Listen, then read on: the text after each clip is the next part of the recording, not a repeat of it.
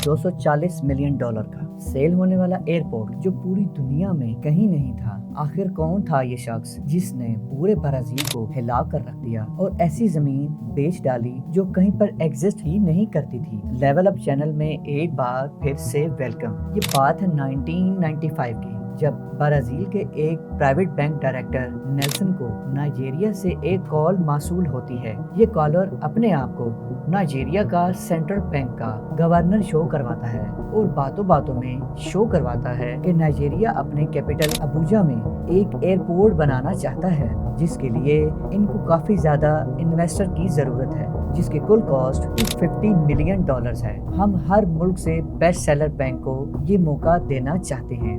Nelson को इसकी बातों पर यकीन आने लग गया और इस बंदे ने नेल्सन को $10 मिलियन कमीशन की भी ऑफर कर दी। अब नेल्सन बतौर डायरेक्टर ये फैसला ले चुका था कि वो इन्वेस्ट करेगा, मगर वो नहीं जानता था ये सब कुछ एक सोची समझी साजिश है। नाजरीन, जानते हैं इस फेक कॉलर ने कैसे $240 मिलियन का एयरपोर्ट सेल कर दिया। इमैनुअल नामी शख्स जिसने खुद का तारुफ नाइजीरिया की गवर्नमेंट का बताया था। ये शख्स नाइजीरिया के रिटायर्ड बैंकर में से था, जिसके पास अच्छी खासी दौलत भी थी, मगर इसको हमेशा ज्यादा से ज्यादा पैसे कमाने की लगी रहती थी। इसी दौरान इसके दिमाग में एक आइडिया आया कि नाइजीरिया में एक एयरपोर्ट का फ्रॉड किया जाए, मगर ये फ्रॉड कैसे किया जाए, इसके लिए इसे खुद को स्ट्रॉन्ग जाहिर करना पड़ना था। तो हुआ कुछ यूं ही, अपने आप को स्ट्रॉन्ग जाहिर करने के लिए नाइजीरिया का गवर्नर कहलाना सबसे ज्यादा स्ट्रॉन्ग था। साथ ही साथ इमैनुअल ने 5 बेस्ट बैंकर्स की टीम भी बना ली, जो हर तरह से बैंक्स के बारे में जानते थे। ये लोग नाइजीरिया की गवर्नमेंट के खास लोगों के बारे में भी मुकम्मल इंफॉर्मेशन रखते थे। अब आता है कहानी में नया ट्विस्ट। ये लोग इतने माहिर थे कि इन्होंने फैक्स मशीन सेम नाइजीरिया से कनेक्ट वाली अपने पास रखी और ऑफिशियल फैक्स बाकी मुल्कों की तरह ब्राजील के प्राइवेट बैंक को भी सेंड किए थे। अब ये बात तो समझ आती है कि ऑफिशियल गवर्नमेंट के स्टैंप वाला पेपर हर कोई बना नहीं सकता था। इमैनुअल ने भी इसको ऑफिशियल समझकर एक्सेप्ट कर लिया और इन्वेस्टमेंट करने पर भी आमादा हो गया, जिसकी मजीद तफसील के लिए वो गवर्नर से बात करना चाहता था। इमैनुअल ने इसको बड़ी आसानी से सारे प्रोजेक्ट में कायल कर लिया और तो और इसको $10 मिलियन की कमीशन की भी ऑफर कर दी। अब बारी आती है दोनों की मीटिंग के लिए। इमैनुअल नाइजीरिया में मीटिंग नहीं करना चाहता था, इसलिए नेल्सन को कनाडा में मीटिंग करने पर मना लिया और इमैनुअल की टीम को पूरी तरह तैयार होना था, ताकि पता चले नाइजीरिया के बड़े लोग हैं और हर किसी को बड़े बड़े ओहदे दिए गए। एक को गवर्नर का ओहदा, दूसरे को डिप्टी का, तीसरी को डायरेक्टर का, सबको कोई ना कोई बड़े ओहदे फराहम कर दिए गए। और तो और कनाडा में आलीशान होटल, इमैनुअल के लिए बेहतरीन गाड़ी, लग्जरी रूम का इंतखाब भी कर लिया गया।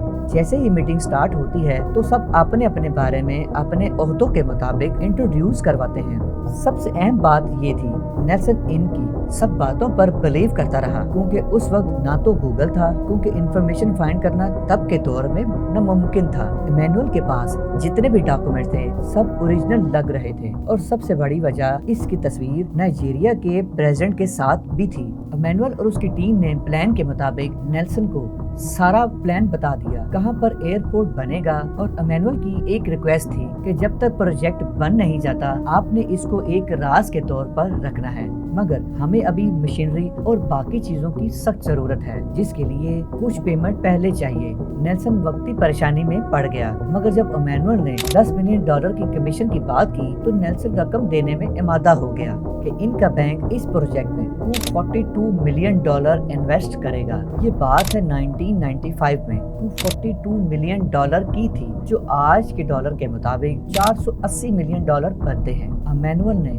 नेल्सन को फौरी डाउन पेमेंट $3 मिलियन करने को कहा और प्रूफ के साथ मांगा, जो कि फौरी अदा कर दिए गए। अब तो नेल्सन पूरी तरह जाल में फंस गया था। नेल्सन पूरे 3 साल रकम इमैनुअल को भिजवाता रहा और बैंक के अमले को इसकी कानोकार खबर तक नहीं हुई। नेल्सन 6 मिलियन से कम रकम सेंड करता था। अगर इससे ज्यादा करता तो बोर्ड से इसकी परमिशन लेनी पड़ती थी। सबसे मजे की बात ये थी कि जितने भी पैसे ट्रांसफर किए जा रहे थे वो किसी एक अकाउंट और एक मुल्क के नहीं थे, बल्कि मुख्तलिफ मुल्कों के अकाउंट्स में जाते थे, जिसकी वजह से बैंक के बोर्ड्स ने ज्यादा दिलचस्पी नहीं ली।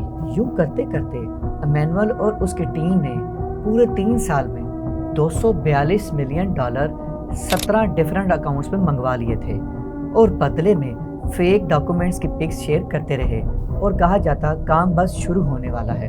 ये बात तब पता चली जब स्पेन के एक बैंक ने इस बैंक को बाय करना चाहा। जब दोनों बैंक्स के डायरेक्टर की मीटिंग हुई, कुल मालियत का अंदाजा लगाया गया तो बैंक के 1/3 हिस्सा गायब था जो करोड़ों रुपए बनता था। तब डायरेक्टर्स ने नेल्सन को इस मामले में बुलाया और नेल्सन ने इस बात का एतराफ़ किया कि उसने नाइजीरिया में एयरपोर्ट के लिए इन्वेस्टमेंट की है, जिसको प्रॉपर टीम के साथ इसकी छानबीन की गई तो एमेनुअल और उसके साथियों का पता लगा लिया गया। मगर बदकिस्मती से उस वक्त नाइजीरिया में कोई खास कानून नहीं था, जिसकी वजह से एमेनुअल और उसके साथी सरेआम घूमते थे।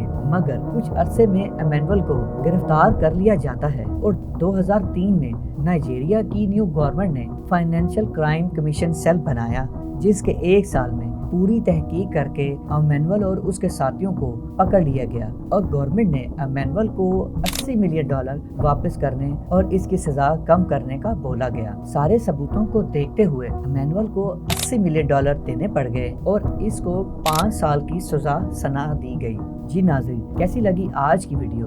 उम्मीद है आप सबको अच्छी लगी होगी। अगर आपके माइंड में ऐसा कोई भी सीन होता तो हमें जरूर बताएं, हम उस पर भी वीडियो बनाएंगे। मिलते हैं नेक्स्ट वीडियो में।